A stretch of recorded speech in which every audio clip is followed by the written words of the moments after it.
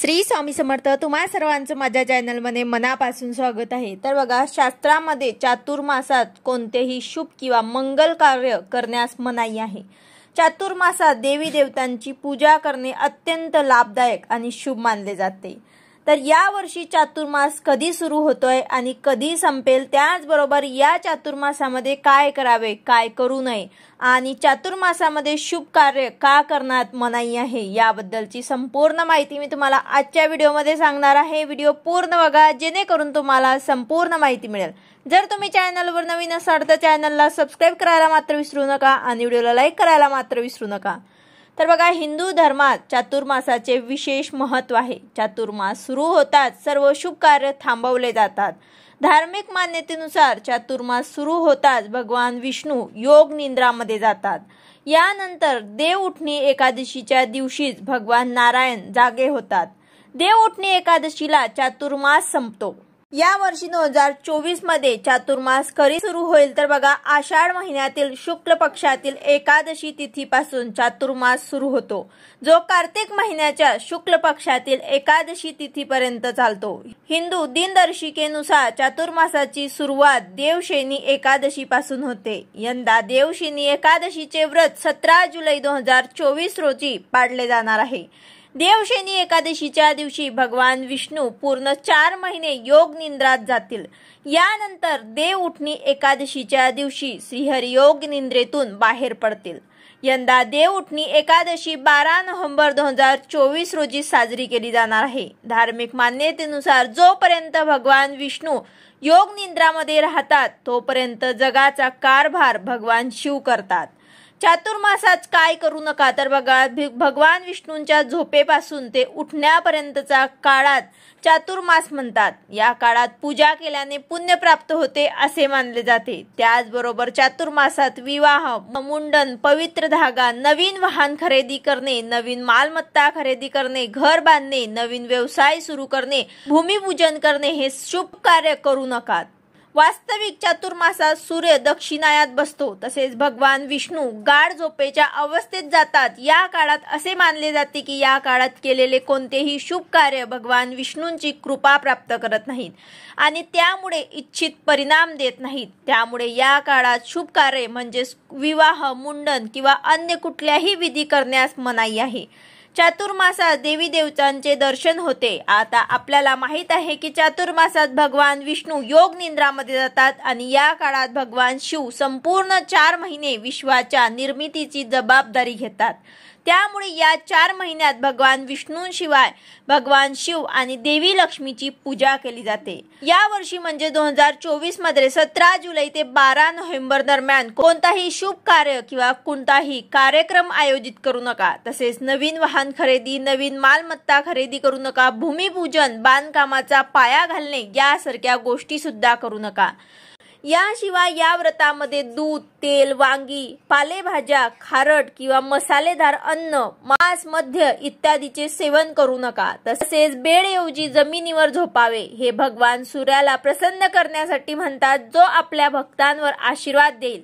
जर एखाद्याला पैशांची संबंधित समस्याचा सामना करावा लागत असेल तर त्यांनी या 4 महिन्यामध्ये दररोज तुळशीची पूजा करायची आहे।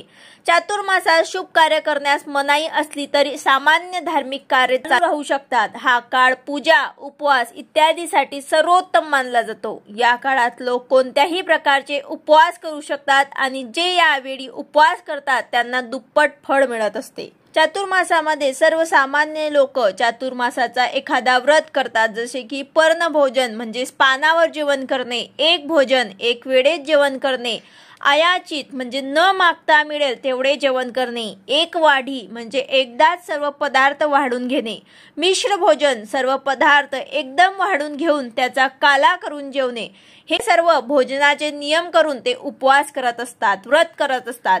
कित्येक स्त्रिया चातुर्मासात धरणे पारणे नावाचे व्रत सुद्धा करतात। यात एक दिवस भोजन आणि दुसऱ्या दिवशी उपवास असे सतत 4 मास करायचे असते। कित्येक स्त्रिया चातुर्मासात 1 किंवा 2 धान्यावर राहतात। असे विविध प्रकारचे व्रत या चातुर्मासात केले जातात। आषाढ शुद्ध एकादशीला सूर्य मिथुन राशीत येतो तेव्हा चातुर्मासाची सुरुवात होते। आषाढी शुद्ध एकादशीला पद्मा एकादशी किंवा देवशयनी एकादशी असेही म्हणतात। कार्तिक शुद्ध एकादशीला चातुर्मास संपतो तेव्हा सूर्य तुळा राशीत आल्यावर कार्तिक शुद्ध एकादशी येते। कार्तिक शुद्ध एकादशीला प्रबोधिनी एकादशी असेही सुद्धा म्हटलं जातं। कार्तिक शुद्ध द्वादशीला चातुर्मास नसतो। चातुर्मासातल्या देवशयनी एकादशीला देव झोपतात आणि प्रबोधिनीला उठतात अशी धारणा आहे। ज्या वर्षी श्रावण, भाद्रपद किंवा अश्विन महिन्यात अधिक मास येतो त्या वर्षी चातुर्मास हा 5 महिन्याचा असतो। चातुर्मासात हिंदूचे विवाह मुहूर्त नसतात। शेतीतील पेरण्या ज्येष्ठात होतात। आषाढ येतो तेव्हा देव शयनात जातात। अश्विनात पिकांची तोडणी होते। कार्तिकात मळणी होऊन देवस्थानाची वेळ येते अशी कृषी परंपरा आहे। या काळात हिंदू धर्मात अनेक व्रत उपासना केल्या जातात। देवशयनी एकादशीचे प्रबोधिनी एकादशी म्हणजे या काळामध्ये व्रत केल्याने सर्व पाप नष्ट होतात अशी श्रद्धा आहे। सत्कर्म करणे, सत्कथा ऐकणे, सत्पुरुषांची सेवा, संत दर्शन, दान धर्म इत्यादी गोष्टी चातुर्मासात अत्यंत कल्याण करणाऱ्या आहेत। असा समजा की एकादशी नंतर म्हणजे द्वादशीला विष्णू प्रबोधनोत्सव साजरा केला जातो। देवांच्या या निद्रा कालात असुर प्रबळ होतात आणि मानवाला त्रास देऊ लागतात। असुरांपासून स्वतःचे संरक्षण करण्यासाठी प्रत्येकाने काहीतरी व्रत अवश्य करावे असे धर्मशास्त्रात सांगितले गेले आहे। चातुर्मासात 4 महिने विष्णू देव निद्रा घेतात। भगवान श्रीहरी विष्णू योग निद्रामध्ये जातात। ते ब्रह्मांड चालवण्याचे काम या काळात भगवान शंकरावर सोपवतात। असे मानले जाते की या दिवसापासून देव 4 महिने निद्रित अवस्थेत असतात। चातुर्मासात लग्न, शुभ कार्य का करू नका तर बघा, धार्मिक श्रद्धेनुसार कोणत्याही शुभ कार्यासाठी भगवान विष्णू जागृत अवस्थेत असणे आवश्यक असते। विष्णू देव जागृत असताना तुम्ही जी काही पूजा किंवा शुभ कार्य कराल त्याचे पूर्ण फळ मिळत असते।